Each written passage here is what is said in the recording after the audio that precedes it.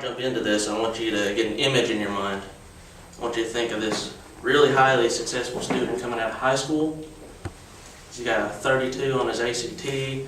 Everybody thinks he's going to do well coming out of college. He's got a big scholarship to university. They're even paying for his food, so they want to make him fat so he can go to college.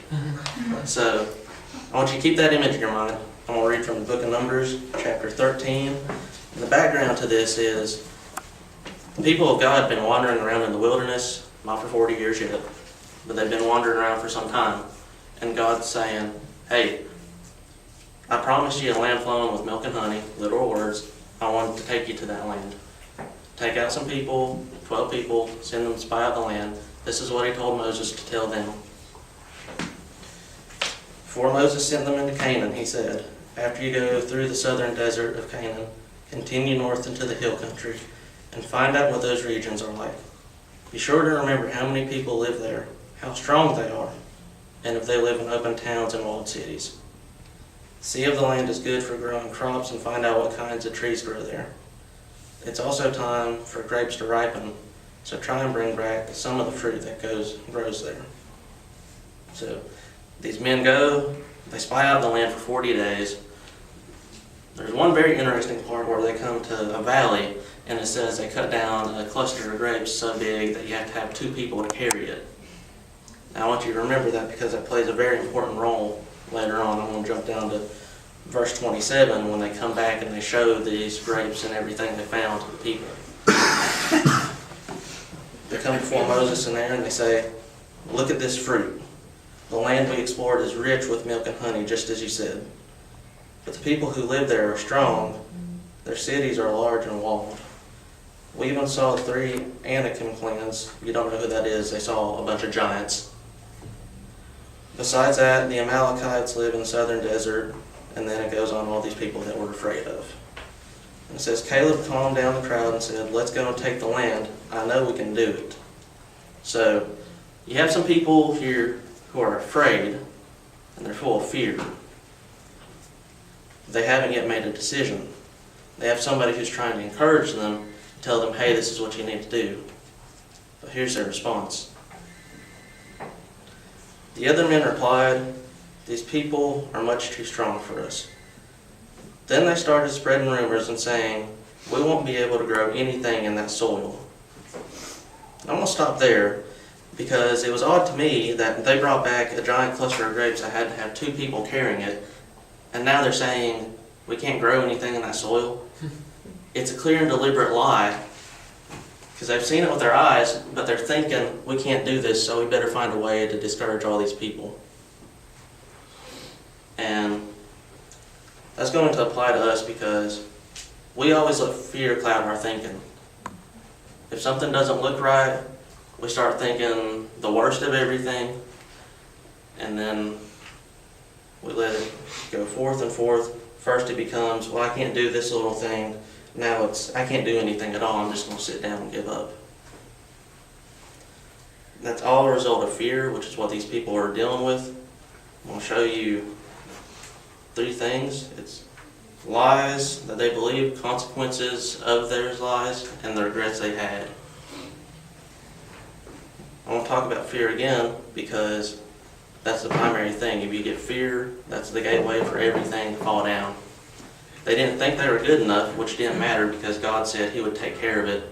So you got somebody going before you saying, I got this for you. But still they're saying, no you don't. Even though He's proved Himself time and time again, you can't do this for me. It's just too big.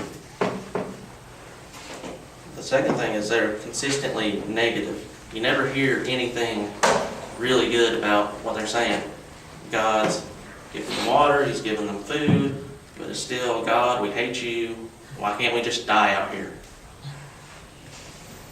The second thing is they deliberately lied about what they saw, which is what I just mentioned that.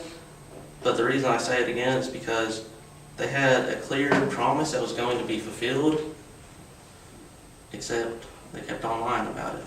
It doesn't say they just said it once, it said then they spread that lie throughout all the people.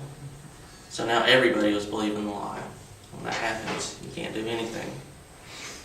Now, what's the consequence When you look at chapter 14, I'm not going to read it, but everybody starts complaining, saying, God, why can't we just die out here? You know, why'd you send us out of Egypt? I know we had it bad then, but we have it even worse now. You're wasting our time. You're not a good God. Just let us die. And God gets fed up and he says, I tried to do everything I can for you. And now you're turning me down. This is the last straw. All you people who believe this lie, you're not going into the promised land. In fact, if you're under age 20, you are the only ones that are going to see the promised land. The rest of them, you're going to die out here in this wilderness because you didn't believe me. You know, why does that matter to us? It matters because at one time, I'm going to take you back to that student who had the world in his hands. Everything looked like it was going to be good. I'm going to take you to that student because that student was me. When I went to Eastern Kentucky University, I was a chemistry major. I was doing extremely well, 3.5 GPA. But the second semester, I came across a lot of problems. I started not being able to do well in my classes because I wasn't prepared for them. I didn't give them the time and effort that they needed. I started blaming everything on God. And what happened was I started isolating myself from everybody because nobody needed to see my problems. I started believing the lie that nobody could help me, that God couldn't help me. I gave up on God. I was saying things to God you shouldn't say to God, is all I'm going to say. I was complaining as much as these people were complaining. Thing is, even though I cut off all the promises, I did everything I could to keep God away from me, I gave up on him, he never gave up on me. And God didn't completely give up on these people who were in the wilderness. He said, you know, some of you have been complaining too much and you're going to suffer the consequences of that complaining, but you younger people who's seeing all this ain't how it's going to be with you guys. I want to bring you out of this. That's the primary message I have for you all. I don't know how many people are stuck in a wilderness where they're thinking, I can't deal with this situation. I know when it came to my situation, I had to cope by driving down the wrong side of the 4-lane, cutting myself, banging my head into concrete walls. Just completely ridiculous, but that's how I was coping. And God didn't want that for me. He didn't want that for you. But how is it going in your life? Are you thinking, I can't do this? Are you thinking this is too big? I should just give up and quit? Well, I'm here to tell you not to quit. Now, there's a verse in the Bible that says God is exceedingly and abundantly more faithful than we could ever be. And before yesterday, I would think, well, the only reason I'm here now is because I decided not to give up. And even though